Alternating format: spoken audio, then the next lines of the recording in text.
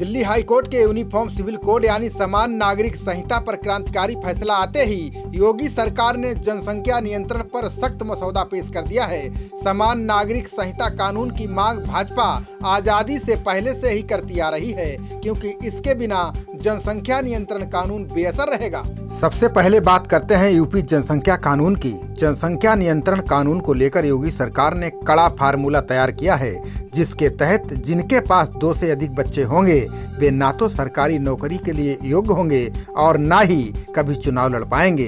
इतना ही नहीं, सरकार से मिलने वाली सब्सिडी भी बंद कर दी जाएगी। सरकारी नौकरियों के लिए आवेदन नहीं कर सकेंगे।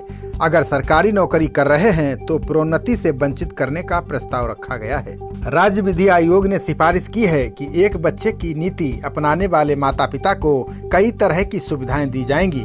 बीपीएल श्रेणी के माता पिता को विशेष तौर पर प्रोत्साहित रखने का प्रस्ताव रखा गया है। जो माता पिता पहला बच्चा पैदा होने के बाद ऑपरेशन करा लेंगे, उन्हें कई तरह की सुविधाएं दी जाएंगी। पहला बच्चा बालक होने पर 80,000 रुपए और बालिका होने पर 1 लाख रुपए की विशेष प्रोत्साहन राशि मिलेगी। ऐसे माता पिता की पुत्री को निःशुल्क उच्च शिक्षा दी जाएगी। वहीं बेटे को 20 साल तक निःशुल्क शिक्षा मिलेगी। इसके अलावा उन्हें निःशुल्क चिकित्सा सुविधा और सरकारी नौकरी होने की स्थिति में सेवा काल में 2 प्रमोशन भी दिए जाएंगे। आयोग ने जनसंख्या नियंत्रण से संबंधित पाठ्यक्रम स्कूलों में पढ़ाए जाने का भी सुझाव दिया है।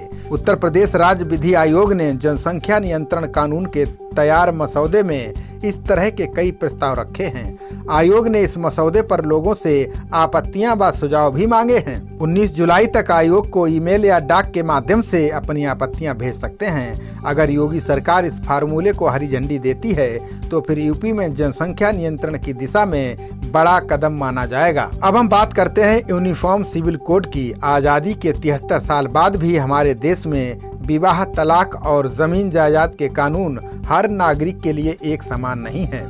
इससे बड़ी परेशानी हो रही है। अगर जनसंख्या नियंत्रण कानून लागू भी हो जाते हैं तो एक कानून एक देश के बिना ये पूरी तरह से सफल नहीं होगा। ऐसा हम इसलिए कह रहे हैं क्योंकि मुस्लिम धर्म में कई शादियां करने की मान्यता है, वह हिंदू सिर्फ एक शादी कर सकते हैं। अगर हिंदू एक बच्चे की पॉलिसी अपनाते हैं तो उनका सिर्फ एक ही बच्चा होगा, जबकि मुस्लिम कई शादियां करके यानी एक पत्नी से एक बच्चा भी पैदा करेगा तो भी कई बच्चे हो जाएंगे।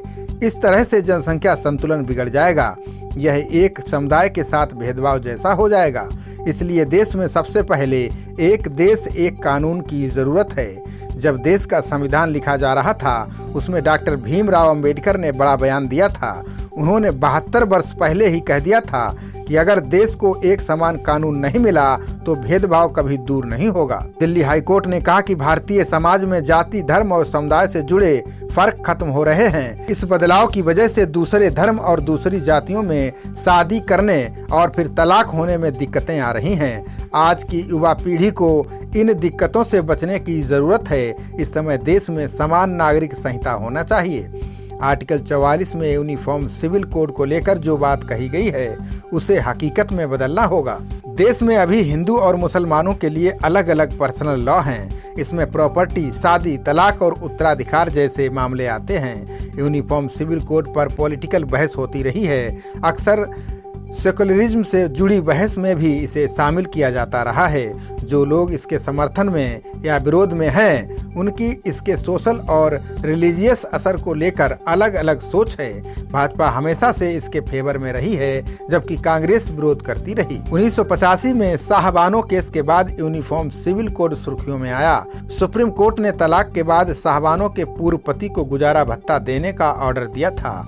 इसी मामले में कोर्ट ने अपने फैसले में कहा था कि पर्सनल लॉ में यूनिफॉर्म सिविल कोड लागू होना चाहिए। राजीव गांधी सरकार ने सुप्रीम कोर्ट के फैसले को पलटने के लिए संसद में बिल पास कराया था। खबरों का सिलसिला जारी रहेगा। देखते रहिए जनप्रवाद। नमस्कार।